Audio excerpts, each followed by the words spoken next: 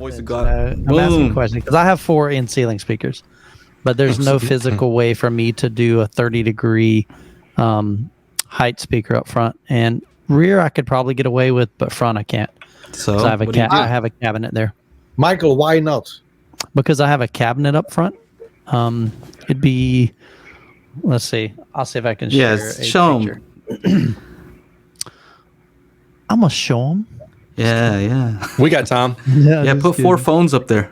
All right. So this would be, let me give you a picture. Okay. This is probably about the best I can. I think I showed him this, didn't I? Yeah, let's see. We've been trying to tell him this whole time. Screen. Yeah, they're trying to convince me, Wilfried. They're hitting me hard. Like, man, you got to do this, Mike. Yeah, dude, seriously. You're missing out. There. I see. I have a suggestion. Oh. I have a suggestion, yeah. So the screen channels, are they like in the middle of the screen or more to the let's say below the center of the screen? So behind my screen, I'll show you the open. Because I have found amazing results. Yeah, let's see. Because if you use it for home cinema, you do not need those 30 degrees. Yeah, typically, let's see. More important is the fact that you have this that around the screen you have on the screen this vertical plane, because it creates already a lot of transparency. If you have those channels up there, yeah. Oh, I see. Okay. How much is left above those speakers? How many? You're probably talking 2 feet. Maybe not even 2 feet. Well, think about this. There's 18 inches in the subwoofer, so probably 18 inches. Yeah. Then I have another question. Do you have an ability in your ceiling just before the screen to put in your ceiling speakers there? So I have, yes. So technically, yeah, I have. I mean, it depends on if there's a not a rafter, but you know what I mean, like your whatever you want to call those. You can bring them as well. Let's say to the ceiling. Yeah. Mm-hmm. So mine, I have 2. As close as possible to, let's say, to the screen. Yeah. But right. In the ceiling. So mine are in the ceiling. Yeah. But they're away from that cabinet a little bit because again I was doing Dolby spec. Yeah, but the Dolby spec brings the speaker really way much into the room.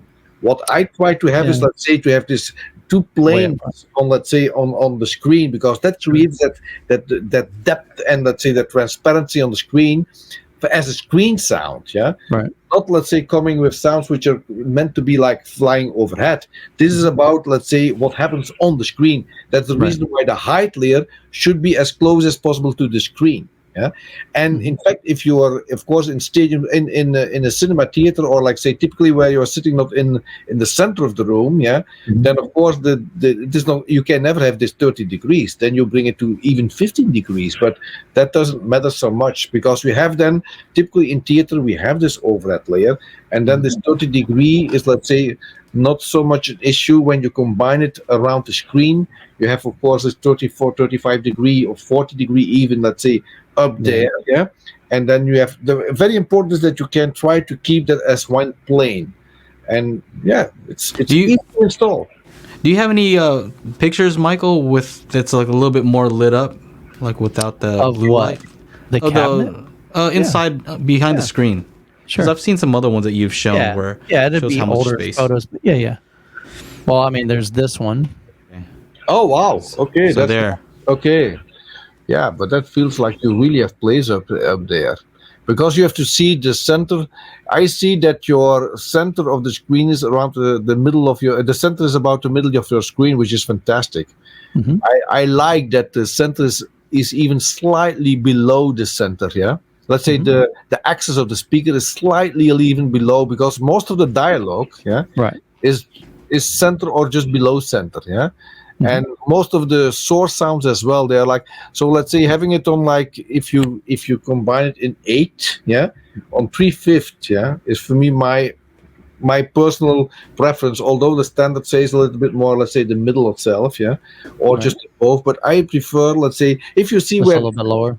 if you will see where the standard comes from, this standard, let's say, having it just above in the middle of the screen, comes from I think even the 60s, when they have like this 3:4 format, which is completely something different. And at that time, a lot of times people were shoot like from top to bottom, the whole close-up thing and things. Now the way that movies are recorded now, you see, if you would count the average where dialogue is involved, you will see you're coming most of the time of the whole movie, it's just, let's say, most of the source sounds are center or just below center. Gotcha. And then you have always place to put above there, because even if you would put it behind your screen, you will have a fantastic result.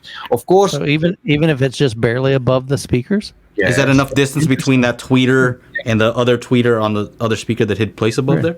The point is, it creates that extra transparency.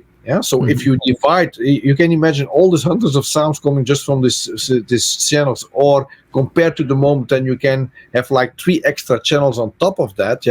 It gives already immediate transparency. Of course, what you don't have is, let's say, the amazing result of having this, let's say, this height extra, but it creates transparency a lot. And you have it, of course, let's say, if you create that layer and that goes through and you have it behind it, it really creates the difference, absolutely. Of course, when there is, let's say, a little bit more height, then you I wouldn't notice it as much. A little bit more better, but you will be astonished what you can create already. If you can just do it as a test, Michael, try it out. It's really worth to do it. I would even doubting, let's say, to bring it into the ceiling. I tell you, if you can do it in the ceiling, then you have both. Then you have and transparency, and of course you have suddenly that much more, let's say, spatial effect, and you have then the height as well from the front a little bit higher. So it will be a little bit more impressive when you can put it there, but you will have already a good result when you can put it, let's say, behind the screen as well. Okay. You have extra speakers. I'm sure you can just do a little quick test. Yeah, man, I got them all over the place.